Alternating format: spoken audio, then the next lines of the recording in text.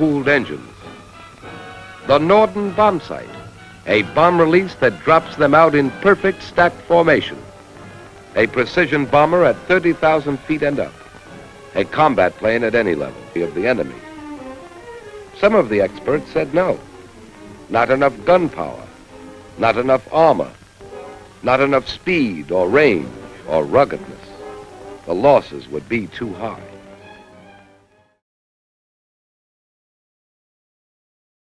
Today, we're re-exploring one of the most dangerous positions in World War II aviation, the ball turret gunner, suspended beneath the bomber. They were both a vital shield and the most vulnerable target in the sky. In this video, I'll share 7 of the most brutal and unforgettable deaths of ball turret gunners, stories that reveal the true cost of aerial warfare. But before we dive into those tragedies, let's first understand who the ball turret gunners were, and why their role became a symbol of both courage and sacrifice. In the vast skies of World War II, heavy bombers like the B-17 Flying Fortress and the B-24 Liberator carried 10 crew members on each mission. Every role was critical, but none more confined and perilous than the ball turret gunner. The ball turret was a glass sphere mounted beneath the bomber, armed with twin 50 caliber machine guns. To enter, the gunner had to curl into a fetal position, knees bent tightly, chest pressed against the controls. There was no room for a parachute, no easy escape hatch, and only thin layers of glass and steel separated him from the freezing air at 25,000 feet. Enemy fighters often attacked from below, making the turret both the first line of defense and the most exposed target. If the bomber went down, the gunner was usually trapped. If flak exploded beneath them, the turret absorbed the full blast, and if the mechanism jammed, the gunner's fate was sealed. Randall Yarrell's haunting poem, The Death of the Ball Turret Gunner, captured this grim reality. When I died, they washed me out of the turret with a hose. What follows are 7 of the most brutal deaths of ball turret gunners in World War II, reminders that behind the machinery of war were young lives sacrificed. 1. Trapped in a crash landing. One of the most horrifying fates for a ball turret gunner came during a crash landing in one mission. A B-17 returning from Germany had its landing gear destroyed by flak. The pilot attempted a belly landing on the airfield in England, but the crew inside. Survival was possible, but for the ball turret gunner, there was no chance. As the bomber skidded across the runway, the turret protruding beneath the fuselage was crushed instantly. The gunner inside was killed on impact, his body mangled by the grinding metal. The rest of the crew could only feel the violent jolt and hear the screech of steel, knowing their comrade had no escape. This tragedy highlighted the fatal flaw of the turret's design. Once inside, the gunner was locked in until the mission ended. The ball turret became known among crews as a steel coffin, a place where bravery met inevitable danger. 2. Shot directly by a Messerschmitt Bf 109. Enemy fighters often attacked from below, knowing the ball turret was both the bomber's defense and its weakness. In one mission, a Messerschmitt Bf 109 dove upward, its cannon fire aimed directly at the turret. The shells shattered the glass dome, tearing through the cramped space. The gunner was killed instantly, his weapons falling silent. For the rest of the crew, the sudden silence from below was a chilling signal. Their shield was gone. Without the turret, the bomber was exposed. Enemy fighters pressed their attack, and the formation struggled to hold. The broken sphere hanging beneath the fuselage became a grim reminder of the vulnerability of those who manned it. This death showed the paradox of the turret. It was both protector and target, a place where courage met the enemy head-on, often with fatal consequences.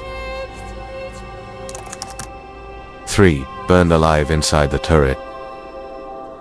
In another mission, tracer rounds struck the ammunition belts feeding into the turret. Fire erupted instantly. Inside the cramped sphere, the gunner had no room to move, no way to escape. Flames consumed oxygen masks, gloves, and clothing. His screams echoed through the intercom, but the crew could do nothing. By the time the bomber returned to base, the turret was a charred shell. The gunner's body had been reduced to ash and fragments. This death revealed the terrifying fragility of the turret. Once fire broke out, the confined space became a furnace, sealing the gunner's fate. 4. Drowned with the bomber at sea.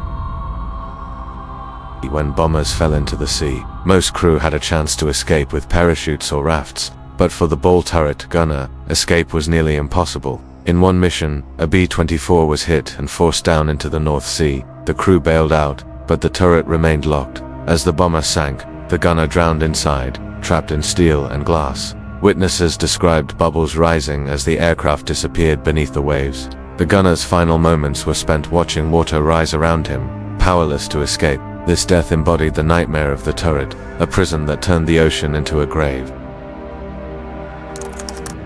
5. Blown apart by flak.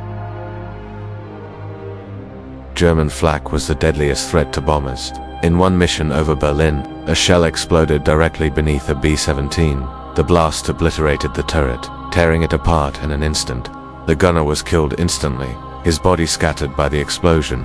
The rest of the crew felt the shockwave, but only the turret absorbed the full force. For them, the loss was both physical and psychological. Their comrade gone, their defense destroyed. This death was brutal not only in violence but in erasure. The gunner left no remains, only fragments lost to the sky.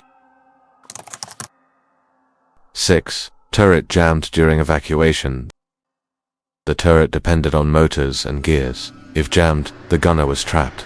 In one mission, a B-17 caught fire after flak damage. The pilot ordered the crew to bail out. Everyone escaped except the turret gunner. The mechanism jammed. The hatch refused to open.